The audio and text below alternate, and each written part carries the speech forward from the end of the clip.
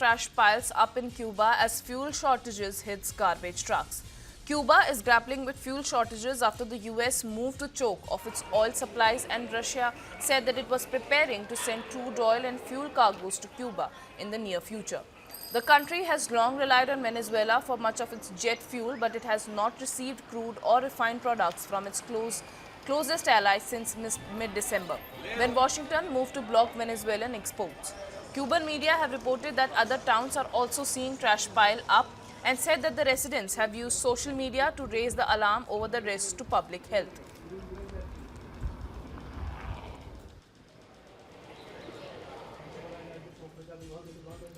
And now for 6 decades, Cuba's roads changed little, defined by colorful vintage cars. But in recent years, Cubans have increasingly adopted electric vehicles as the island faces its worst fuel shortage in years.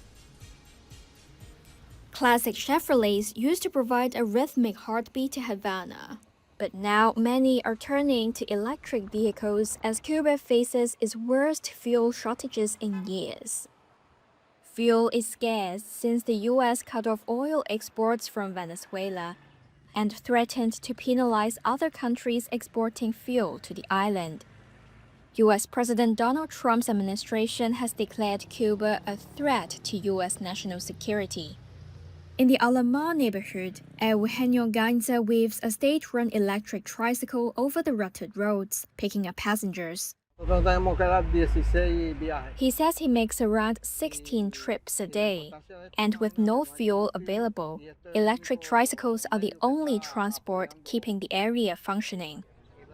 Electric tricycles have become one of the most widely used means of transport on the streets of Havana for local routes and to aid mobility in busy areas.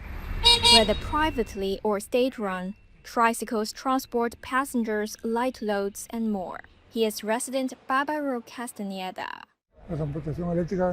Electric transportation has been solving the problem for a long time because, with or without fuel, it's the ideal moment to use it because it's new, renewable energy that's advancing in the world. Right now, it's giving us the progress and help we need. Truly, the state-run tricycle has one price, the private has another, but together it is what is helping the country move forward. Otherwise, we would be completely paralysed.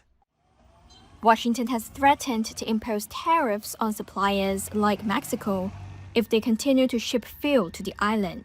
Last week, the government detailed a plan to ration fuel and protect essential services. Cuba has warned international airlines that jet fuel will no longer be available on the island from Tuesday.